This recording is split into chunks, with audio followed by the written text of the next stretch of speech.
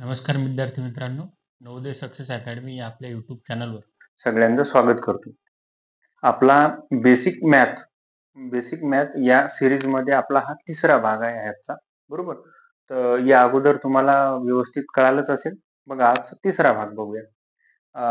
आपल्याला अजून आज जास्त उदाहरणं घ्यायची आहेत, बरोबर.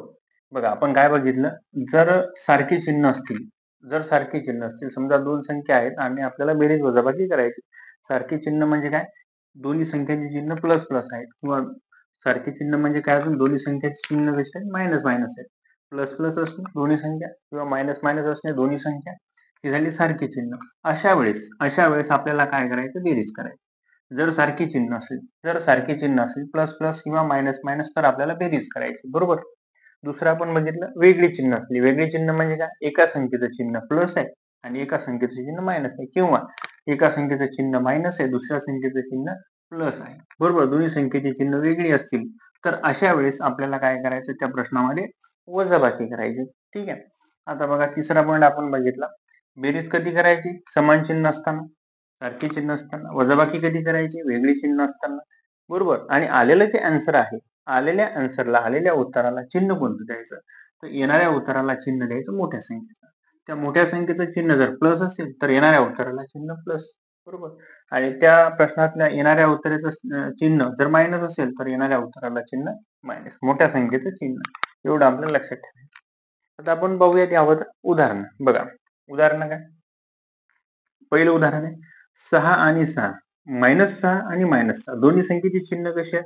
मायनस मायनस म्हणल्यावर चिन्ह सारखी आहेत की चिन्ह वेगळी आहेत? तर चिन्ह सारखी आहेत. मायनस मायनस चिन्ह सारखे आहेत. अशा वेळेस आपण काय करणार?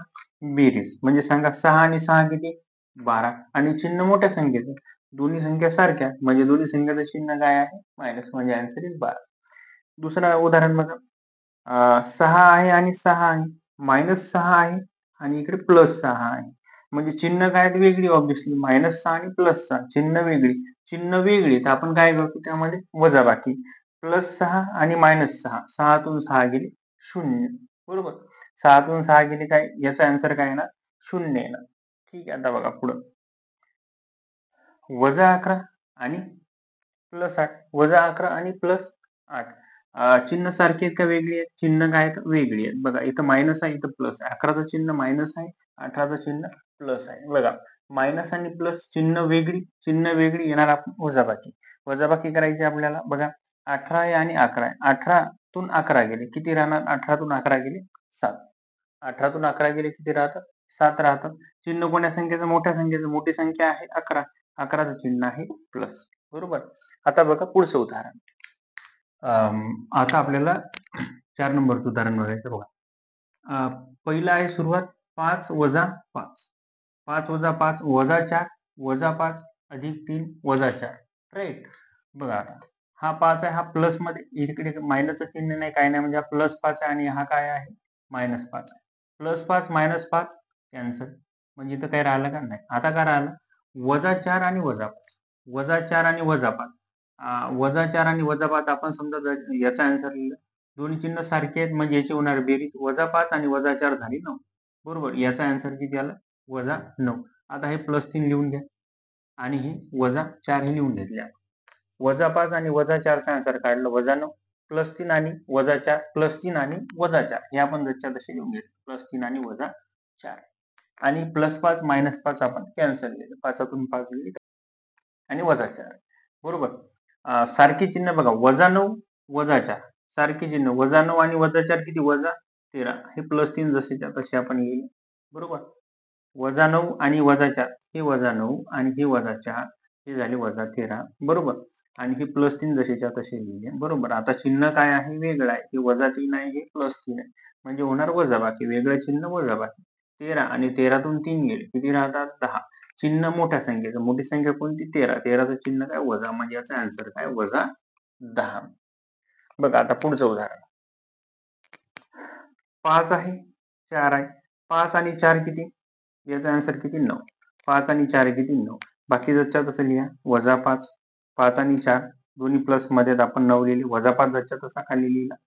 +4 +4 आणि -5. बघा, आता 9 लिहिला 9 आणि 9 9वातून 5 गेले. 9वातून 5 गेले किती राहतात? या 2चा आन्सर 4. 9वातून 5 गेले 4 राहिले.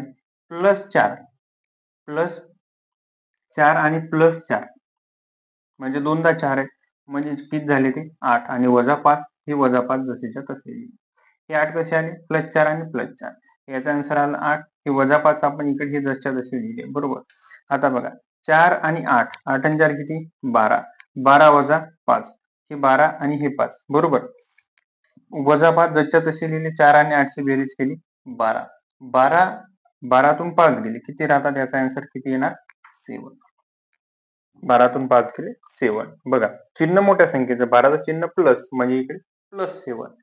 आता बघा नेक्स्ट 1 वजा 1 वजा 1 वजा 1 वजा 1 वजा 1 वजा 1 असं एवढं आहे. बरोबर. काहीच नाही. एकदम अजिबात घाबरायचं नाही. हा 1 जसा तसा लिहून टाकला सुरुवातीस. सगळे चिन्ह कसे आहेत? वेगळे चिन्ह आहे काय काही? नाही. सगळे चिन्ह वजा वजा वजा वजा वजा आणि वजा.